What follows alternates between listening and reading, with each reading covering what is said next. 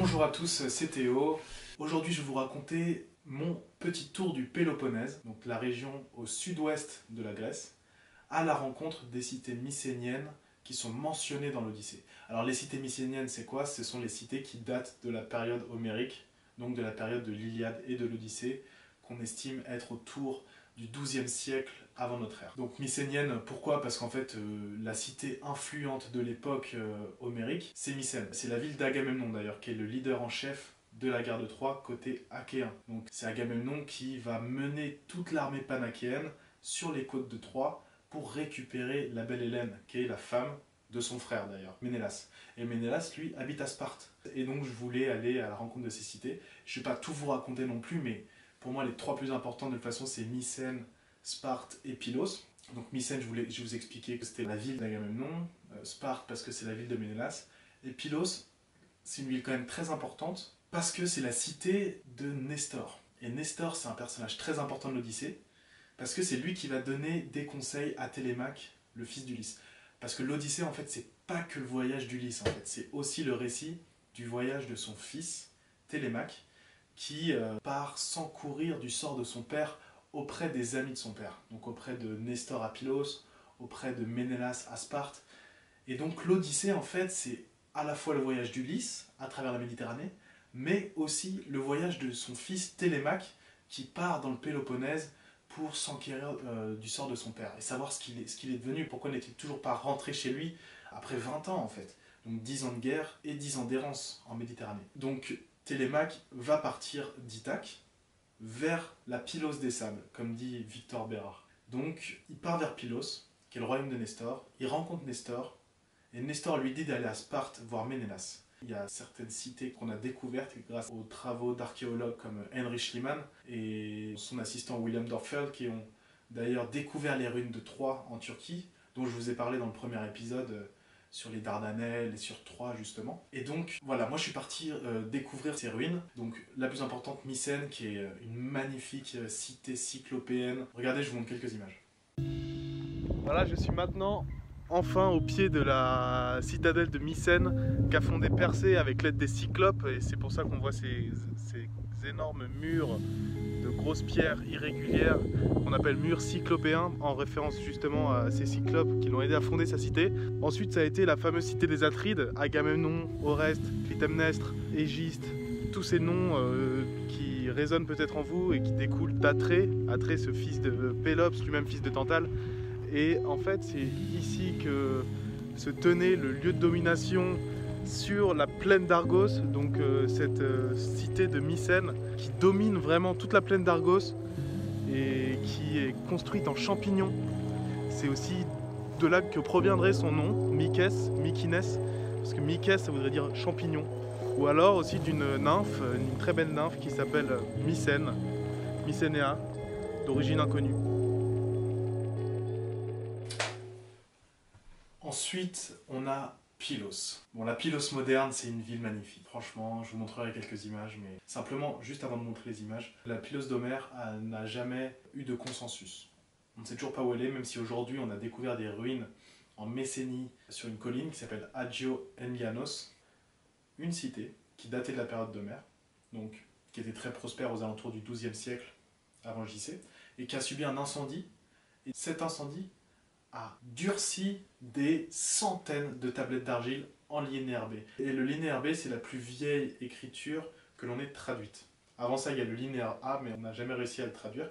En tout cas, le linéaire B, c'est la langue et c'est l'écriture à travers laquelle commerçaient et discutaient les Mycéniens, en fait. Donc sûrement nos héros dont on parle, Ulysse, Achille, Agamemnon, Ménélas, etc. À Pylos, on a découvert des centaines de tablettes d'argile sur lesquelles étaient gravés des actes commerciaux, des actes d'achat, des comptes, parfois des inventaires pour des fêtes, etc. Il n'y avait pas vraiment de littérature à l'époque, c'était surtout une manière de pouvoir commercer. Donc ces tablettes sont très précieuses parce qu'elles nous ont permis de délimiter la sphère d'influence de Pylos. Cette cité, on pense que c'est Pylos parce qu'on a découvert sur une tablette d'argile deux acronymes pour définir cette ville très influente. C'est les acronymes Puro. Et Puro, ça nous a fait penser à Pylos. Et simplement, peut-être que cette ville très influente au XIIe siècle, qui s'appelait Puro, peut-être que c'est la Pylos des Sables dont parlait Homère. elle a la localisation géographique, parce que Télémaque va aller à Sparte en 2 jours, et donc elle a 2 jours de Sparte en char. Donc selon le déplacement spatio-temporel de Télémaque, ces ruines d'Anno Engliano correspondent à Pylos. Donc je suis allé sur ces ruines, et je vous montre quelques images.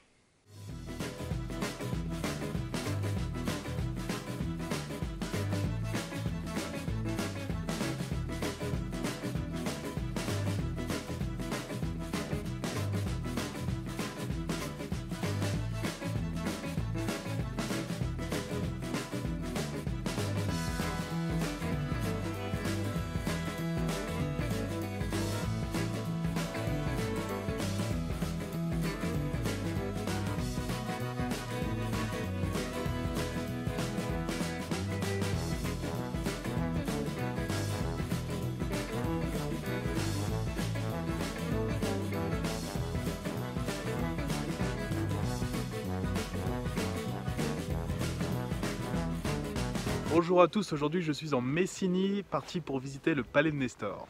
Alors qui est Nestor? C'est un personnage de l'Odyssée, je vous expliquerai plus tard la teneur, voilà c'est derrière moi. On y va, on va faire un tour.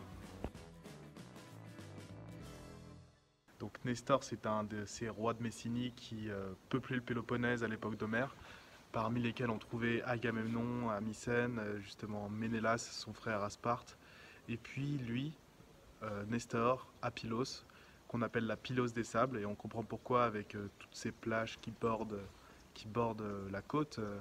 Donc son palais, comme on peut le voir, dominait la côte de la mer Ionienne.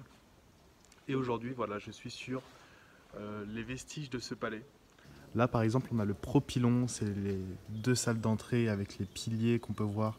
Ici, on peut voir justement les traces de ces piliers là et juste ici, avec cette porte centrale et cette architecture en forme de H qui relie les 2 halls. On entrait dans cette salle du trône par ce vestibule qui acheminait vers le centre de la salle avec 4 colonnes qui soutenaient un balcon suspendu et le trône qui était au milieu du mur de droite, à la droite de l'entrée qu'on peut voir au bout, au fond. Je me suis arrêté parce qu'il y a un détail qui a attiré mon attention, c'est cette petite baignoire derrière, les restes d'une salle de bain, la salle de bain du palais de Nestor. Et elle me fait penser à la salle de bain de Télémaque, dans laquelle il aurait pris son bain avec Polycaste, la plus jeune fille de Nestor, qui l'aurait enduit d'huile et qui lui aurait donné une tunique et des vêtements propres, après lequel il serait ressorti aussi beau qu'un immortel. Donc on a ce passage très bien décrit dans l'Odyssée. Voilà cette baignoire, peut-être que c'est celle de Télémaque. Voilà, écoutez, tout ce petit voyage dans le Péloponnèse a duré quelques semaines. C'est une région qui est riche d'histoire, riche de culture et riche de nature. J'y ai vu en fait peut-être les plus beaux paysages de la Grèce. On a vraiment une région extrêmement riche et très géostratégique aussi, avec le canal de Corinthe. Je vous raconterai dans l'épisode prochain ce qui m'est arrivé sur le canal de Corinthe. Là, ce sera un peu moins historique, ce sera plus relié à mon aventure. Mais aussi à l'Odyssée parce que c'est une épreuve qui m'est arrivée et que j'ai relié à l'Odyssée justement parce que je vous raconterai, mais il m'est arrivé des choses, j'ai perdu mon matériel et voilà, ça m'a poussé à faire des choses un peu folles. Je vous raconte ça dans le prochain épisode. D'ici là, n'hésitez pas à vous abonner à la page pour ne pas rater les prochaines vidéos. Et puis je vous dis à bientôt, à dans 2 jours et portez-vous bien. Salut!